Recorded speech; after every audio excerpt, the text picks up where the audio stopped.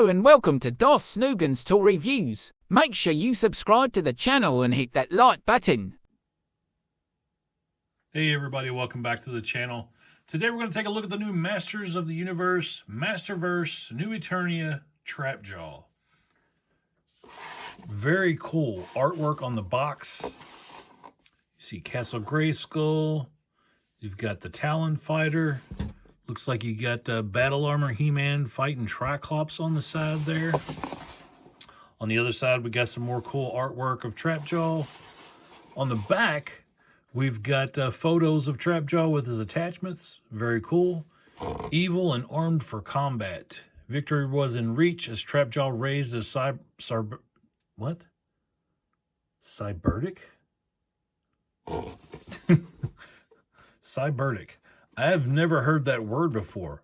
Let's start over. Victory was in reach as Trapjaw raised his Cyberdic claw over Man-at-Arms.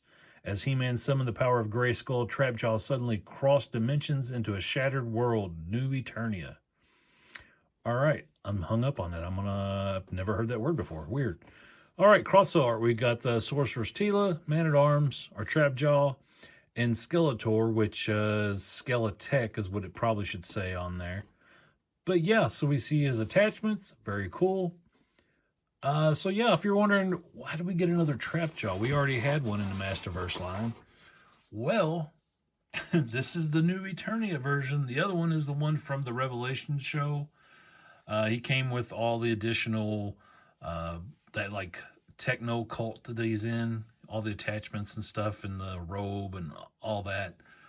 But yeah, this is a different thing. This is just a new iteration of Trapjaw. So yeah, we're going to get this out of the box and take a look and see how well we like this version. I will say real quick, I think these boxes are better than the previous versions. I definitely prefer all the artwork and stuff on there, and they seem to be more collector friendly than those more blue generic boxes that we got. All right, so we got our Trapjaw out of the package here, and yeah, he's a lot different than what I was expecting. He's definitely stockier. He feels a little different than the previous version. I definitely prefer this version of the head sculpt. He does have the hinged jaw, a little less gruesome looking than the other version, a little more classic Trapjaw. The bulkiness on this arm with this attachment here is definitely different than what we're used to. We're used to that just kind of being a little more simplified. Looks like he's got pretty good articulation here. Feels good. I do like that we have just the standard belt here. We don't have that double belt like the other one. Now, I say that, but there's a belt underneath here, but that previous one has like 2 green belts, which just really looks weird. I like the additional strap. The sculpting on this is very nice, very clean. And let's see, attachments. He's got his blaster, which looks cool. He has this little claw, which, yeah, that's neat. I like that it looks like his actual jaw. Very fun. He's got his hook, which I believe every version of him has the hook, which tend to be my favorite versions or favorites of his. And then he also has this sword, which he can add in, which that's an additional piece that we don't normally see. Very different. A little tight getting it in there, but yeah, I dig that too. So his other standard pieces, looks like he's got a hook here on his belt and one on the other side. So he can have 2 of his attachments hanging on his belt, which I dig that. And then if you want to, put the gun in that hand and put the little sword dagger thing in the other hand, because he does have a gripping hand, so you can do that as well. Very nice.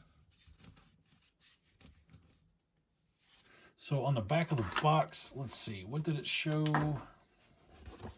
Let's bring this back in.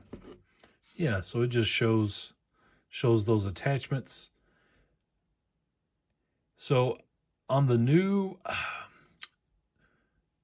mousetrap, I think is what they're calling it. Mousetrap or mouse jaw or whatever the heck they're calling it, the new Turtles of Grayskull version. He has this kind of an attachment on that as well, but you can actually connect parts to it.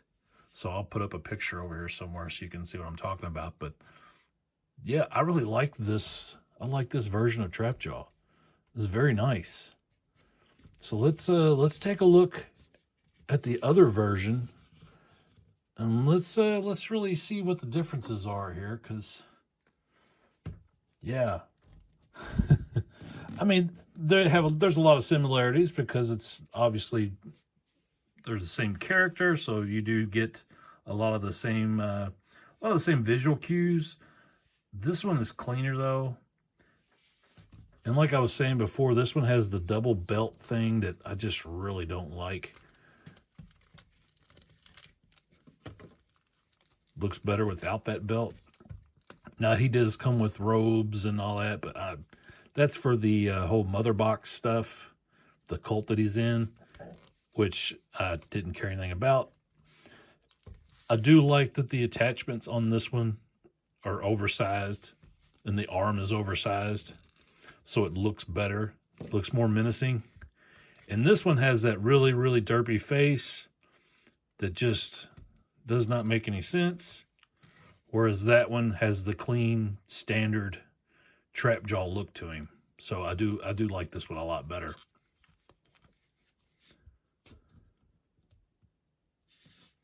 You can also see the legs are way different.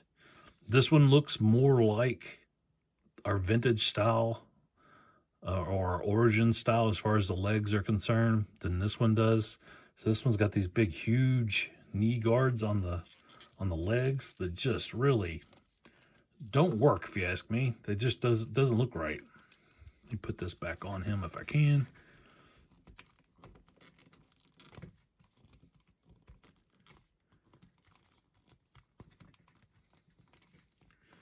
See, that belt is just so tight.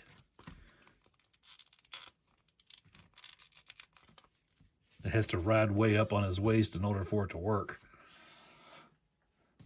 All right, so to be fair, let's bring in our Origins Trapjaw just to kind of have a little comparison between what a standard Trapjaw looks like versus our 7-inch Masterverse Trapjaws.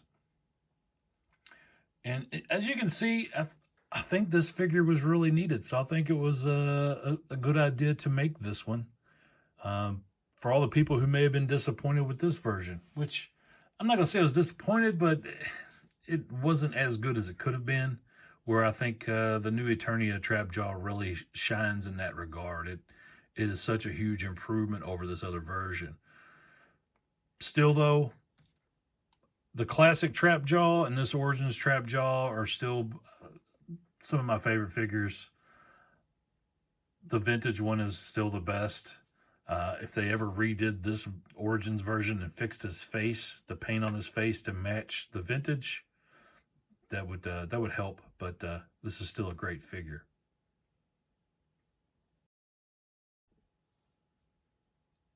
All right, so let me know. Do you prefer this one over the other Masterverse?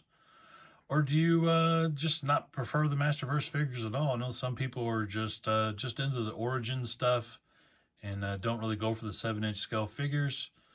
But I think this is a great figure. I think this is a good buy.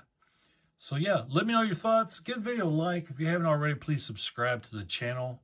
And I appreciate you guys sticking around for another video. I'll see you next time. Thanks.